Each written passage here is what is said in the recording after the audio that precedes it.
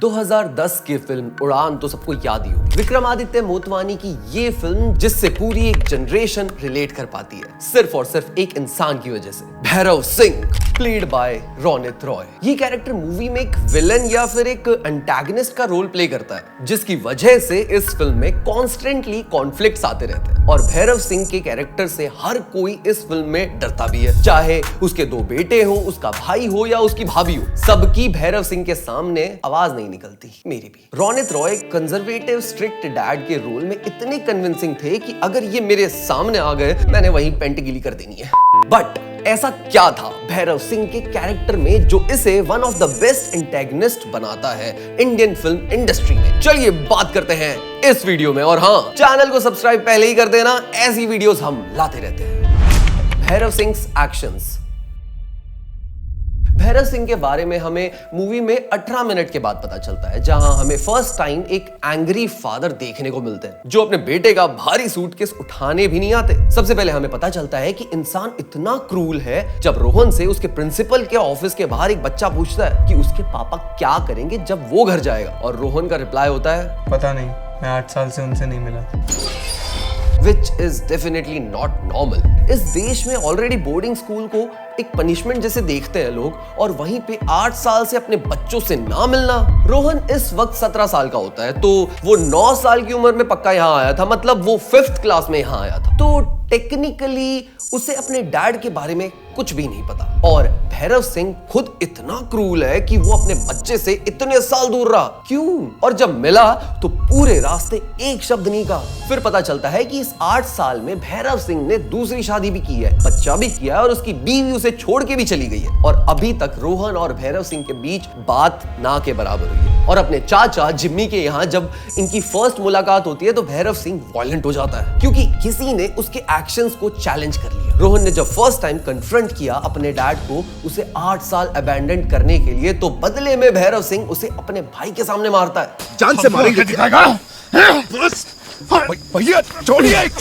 Which is a common trait among abusers. जब बात से काम नहीं चलती ना, तो वो वायलेंट हो जाता है और ऑथोरिटी दिखाने लगता है। In fact Bhairav Singh constantly authority दिखाता रहता है लोगों को। वो अपने बच्चों को भी कहता है कि वो उन्हें पापा नहीं सर बुलाए, जस्ट टू शो अथॉरिटी। वो अपने बच्चों को कॉन्स्टेंटली याद दिलाते रहता है कि ये उनका घर नहीं है, भैरव सिंह का घर है। और मेरे घर में रहना है तो मेरे नियम कानून चलेगा। पहला कानून, जैसे अर्जुन हमको सर कहकर बुलाता है, तुम भी हमको सर कहकर बुलाओगे। भैरव सिंह एक ऐसा एंटागनिस्ट है जिसे चीजें अपने हिसाब से चाहिए, मतलब कौन सा ओसीडी है इसे, और वो कॉन्स्टेंटली चीजों को अपने कंट्रोल में रखता है। वो अपने बच्चों का करियर डिसाइड करता है और रोहन का राइटर बनने का डिसीजन रिजेक्ट भी कर देता है, इवन दो उसे भी रोहन की राइटिंग पसंद है, जो हमें तब देखने को मिलती है जब रोहन पिकनिक के टाइम पे भैरव सिंह को अपनी पोएट्री सुनाता है। वो कुछ सेकेंड्स का अटेंशन शोज की भैरव सिंह अपने बाप वाले कैरेक्टर से हट जाता है, बट एक स्ट्रिक्ट डैड का रोल कैसे छोड़ दे वो, इसीलिए वो ये कह देता है, छोड़ दो, रेशोभा या सरिता में छपेगा या कोई अठन्नी डाल के चला जाएगा।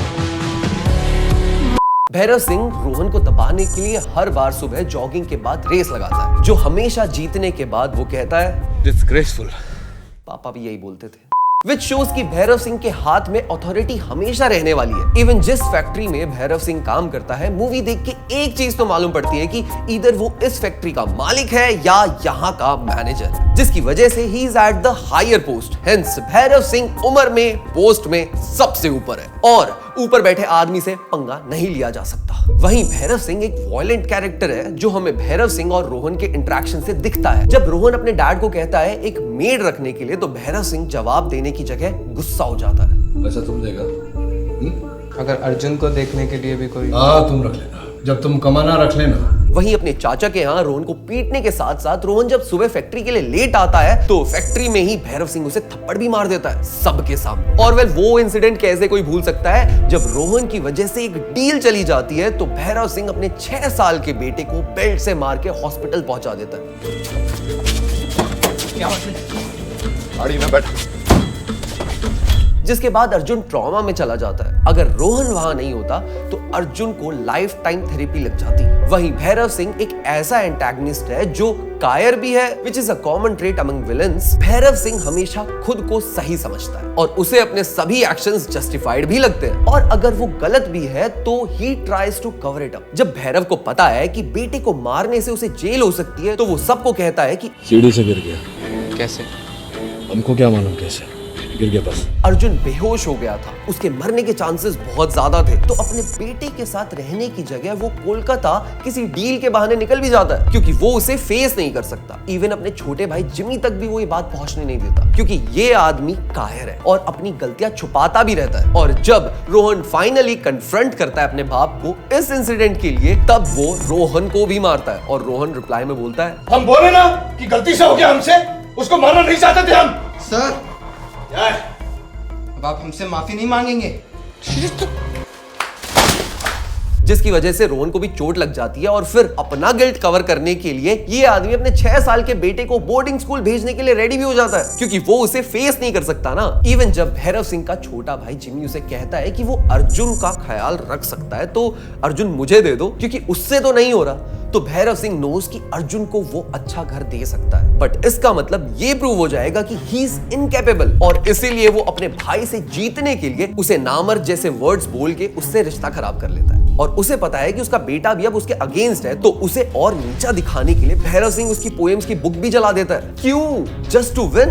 पर ये आदमी इतना इमोशनली डिप्राइव्ड है कि वो अपनी गलतियों का प्रायश्चित करने की जगह और गलतियां करता है। और जब मूवी के एंड में, स्पॉइलर अलर्ट, रोहन अर्जुन को लेके भाग जाता है ना, तब वो इसलिए रुक जाता है क्योंकि रोहन ने उसे पुलिस की धमकी दी थी। भैरव सिंह ऐसा विलन है जिसके एक्शंस कॉन्स्टेंटली वायलेंट होते हैं, कॉन्स्टेंटली कंट्रोलिंग होते हैं और एब्यूजिव भी होते हैं। पर ये तो दिखता है कि भैरव सिंह एक वायलेंट कैरेक्टर है, उसमें नया क्या है? वेल, देयर आर टाइम्स जिसमें हमें ये समझ में आता है कि ये कैरेक्टर ऐसा क्यों कर रहा है। भैरव सिंह जस्टिफिकेशन।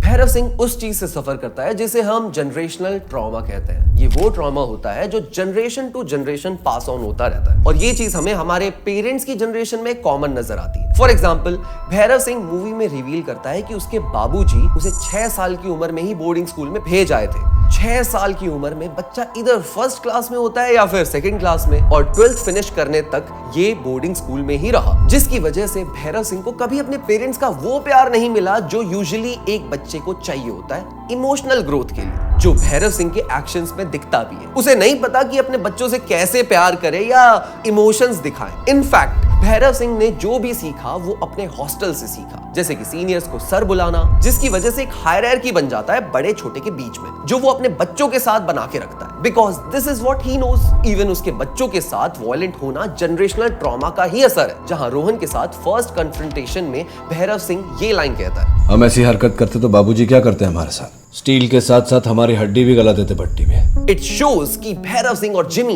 इन दोनों को इनके फादर खूब पेलते थे, और ये चीज अपने दादा की जनरेशन में बहुत कॉमन थी, टफ लव। और सिर्फ भैरव सिंह इससे इफेक्ट हुआ क्योंकि वो बड़ा भाई है ना, और एल्डर सिबलिंग्स ज्यादा ही पेले जाते हैं, और जिमी हमेशा बचता आया। वहीं भैरव सिंह पे हमेशा अलग ही प्रेशर रहा। उसने अपनी फर्स्ट वाइफ को भी खो दिया, सेकंड वाइफ छोड़ के चली गई, जिसकी वजह से अकेला रह गया था वो एक बच्चे के साथ, जो इस देश में अकेले आदमी के लिए बहुत मुश्किल है। बड़ा बेटा पढ़ाई करने के लिए एक्सपेल हो गया, जिसकी वजह से भैरव सिंह को उसके करियर को लेकर डर है। अगर देखा जाए तो भैरव सिंह अपने बड़े बेटे के लिए जो एक्शंस लेता है वो उसकी भलाई के लिए ही लेता है, क्योंकि उसने जो दुनिया देखी है वहां राइटर्स को रिस्पेक्ट और प्रेज तो बिल्कुल भी नहीं मिलता। इंस्टाग्राम आया नहीं था ना तब तक, वरना आजकल तो इंस्टाग्राम पे कैप्शंस लिखने वाले भी राइटर बन गए। भैरव सिंह स्टार्टिंग से ही अपने बेटे के लिए अच्छा चाहता था, पर उसने कभी एक्सप्रेस करना नहीं सीखा, और ये चीज भैरव सिंह रिवील करता है जब इस फिल्म में हम भैरव सिंह को उसके सबसे वल्नरेबल स्टेट में देखते हैं। आए थे, तुम्हारे प्रिंसिपल से भी मिले, तुमको देखा तो मैदान में फुटबॉल खेल रहे थे, खुश लग रहे थे, इसलिए तुमसे बात नहीं की।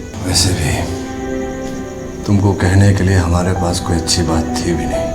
इस सीन में हमें दिखता है कि भैरव सिंह टफ बनने की एक्टिंग कर रहा है, क्योंकि यहाँ वो कुछ देर के लिए रोहन का दोस्त बन जाता है और उससे वो बातें भी करता है एक दोस्त की तरह। यहाँ वो ये भी रिवील करता है कि उसकी माँ उससे सबसे ज्यादा प्यार करती थी, और भैरव सिंह इतना वल्नरेबल है कि वो अपनी वाइफ को अभी भी मिस करता है, पर दुनिया के सामने टफ टफ बनने की कोशिश भी करता है। भैरव सिंह एक क्लासिक एग्जांपल है उस आदमी का जिसे अच्छे से पाला नहीं गया, और ऐसे कई लोग हमें अपने आसपास भी देखने को मिलते हैं या इवन अपनी फैमिली में ही देखने को मिल जाते हैं। इमोशनली अनअवेलेबल लोग जिन्हें एक्सप्रेस करना नहीं आता, और जो उन्होंने अपने माँ बाप से सीखा उसे ही ये लोग पास ऑन करते हैं। भैरव सिंह लोगों के लिए अच्छा ही चाहता है। वो चाहता है कि उसके बच्चे अच्छे से पढ़ लिख के करियर बना ले, क्योंकि दुनिया बहुत टफ है। वो खुद डिसिप्लिन्ड आदमी है, जिसकी वजह से लोग उसकी काम की इज्जत करते हैं। इवन उसका थोड़ा बहुत जो भी सर्कल है वो उसकी इज्जत ही करता है। और सर जी ने ऐसे ही थोड़ी ना तीसरी वाइफ सेट कर ली, पर हर एक्शन का एक कॉन्सिक्वेंस होता है, और भैरव सिंह एक ऐसा एंटागनिस्ट है जिसके एक्शन सब पे बैकफायर होते हैं।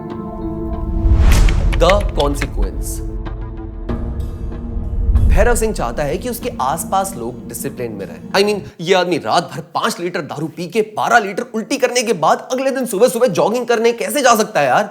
ये आदमी चाहता है कि उसके बच्चे सक्सेसफुल बने जैसे वो है, या एटलीस्ट स्टेबल ही बन जाए। बट इससे किसको फायदा हो रहा है? भैरव सिंह को नहीं। रोहन का एग्जांपल ले ले तो रोहन अपने डैड से नफरत करता है, इसीलिए वो मूवी में स्टार्टिंग से ही रिबेल होता है। उसके डैड चाहते हैं कि वो पढ़े, पर उसके साथ साथ उसे जबरदस्ती फैक्ट्री में भी काम करवाते हैं, और तो और उसकी पोइट्री के शौक को भी बिल्कुल सपोर्ट नहीं करते। इसीलिए रोहन बिल्कुल भी खुश नहीं है अपने फादर के एक्शन से। इनफैक्ट रोहन अपने बाप का फ्रस्ट्रेशन दारू पी के या फिर अर्जुन को बुली करके निकालता है। भैरव चाहता अच्छा है रोहन के लिए, पर रोहन इस चीज में खुश नहीं है। भैरव सिंह का छोटा बेटा अर्जुन, जिसको अगेन वो सेम रोहन जैसी ट्रीटमेंट देता है, पर अर्जुन स्कूल में हमें बुली होता हुआ दिखता है। अर्जुन कांस्टेंट ट्रॉमा में रहता है, क्योंकि घर पे बड़ा भाई और बाप दोनों बुली करते हैं, और सिर्फ चाचा चाची हैं जिनसे उसे प्यार मिलता है, जो बाद में बात करना भी छोड़ देते हैं। हेंस अर्जुन भी खुश नहीं है। वहीं भैरव का छोटा भाई जिमी, जो खुद अपने बड़े भाई के स्ट्रिक्ट नेचर से खुश नहीं है। ब्लड रिलेशन है दोनों का, बस इसलिए बात करते हैं, वरना कोई बातचीत नहीं। और तुम इसको बढ़ावा देना बंद करो।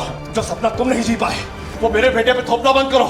नहीं चाहती कि वो तुम्हारा जैसा बने। हेंस चाचा भी खुश नहीं है। तो खुश कौन है भैरव सिंह से? भैरव सिंह खुद। ये इंसान पूरी मूवी में रेयरली तुम्हें स्माइल करता हुआ दिखेगा, इवन दो बंदे की लाइफ में डिसिप्लिन है, तभी आदमी फिट भी है, रात में दारू और सुट्टा पीता है, एक साइड चिक भी है, पर भैरव सिंह खुश नहीं है खुद के एक्शन से, और ये चीज वो अपने भाई को भी बोलता है। थक गए हैं हम सबको खुश करते करते, पहले बाबूजी को फिर तुमको, अब इन दोनों को। नहीं होता हमसे। मेरी पूरी कमाई लगा दी इसके स्कूल में, लात खाकर वापस आया, हाथ जोड़कर इसका एडमिशन कराया, फिर होकर वापस आया, और किया क्या है इसने? भैरव सिंह अपने बच्चों की रिस्पॉन्सिबिलिटी को एक पॉइंट के बाद बर्डन समझने लगता है। वो खुद को सही साबित करने के चक्कर में सबके साथ साथ खुद पे भी इमोशनल ट्रॉमा डाल देता है, और ये हर रात दारू पी के सो जाता है, और सुबह सुबह भी गुस्से में रहता है, और शायद इसी हरकतों की वजह से इसकी सेकंड वाइफ भी इसे छोड़ के चली गई, जिसके बाद ये और दुखी रहने लग गया। भैरव सिंह के एक्शंस उसके आसपास के लोगों के साथ साथ उसे भी इफेक्ट करने लगे थे, पर ये फिर भी वही एक्शंस रिपीट करता है just to feel validated. Bhairav Singh एक ऐसा एंटागनिस्ट है जो जनरेशनल ट्रॉमा की वजह से ऐसा विलन बन गया, जो अच्छा करने की जगह चीजें और मैसअप कर देता है, पर उसके हिसाब से वो हमेशा सही करता है, और कोई इससे आर्ग्यू करने की मजाल भी नहीं करता। एक बेस्ट एंटागनिस्ट वो होता है जिसकी नजर में वो सही है। अब ये खुद को सही साबित करने के चक्कर में दुनिया जला देगा, पर कभी गलती एडमिट नहीं करेगा। हाँ, ढीठ होते हैं ये लोग, एंड सिंस ये पावरफुल कैरेक्टर है विद फ्लॉज, ये रिलेटेबल भी बन जाता है काफी लोगों के लिए, क्योंकि भैरव सिंह हर इंसान की लाइफ में एग्जिस्ट करता है, and this is what makes Ronit Roy the best villain in उड़ान। जो लहरों से आगे नज़र देख पाती तो तुम जान लेते मैं क्या सोचता हूँ। आंखों से आदतों की जो पलके हटाते तो तुम जान लेते मैं क्या सोचता। मेरी तरह होता अगर खुद पर ज़रा भरोसा तो कुछ दूर तुम भी साथ साथ आते। खुद दूसरे जन्म में मेरी उड़ान छूने कुछ दूर तुम भी साथ साथ आते। अगर तुम्हें ये वीडियो पसंद आई है तो इस वीडियो को लाइक कर देना, नीचे लाइक बटन है, और अगर तुम चैनल पे नए हो तो चैनल को सब्सक्राइब भी कर देना। अगर तुम्हें भी भैरव सिंह में अपना बाप दिखता है तो तुम लोग मुझे मेरे सोशल हैंडल पे फॉलो कर सकते हो। ये रहे मेरे इंस्टाग्राम हैंडल्स। हम मिलते हैं गाइस अगली वीडियो में, तब तक के लिए ओके बाय। छेती छेती आ जाओ सजना वे जीना तेरे बिन हुण बड़ा मुश्किल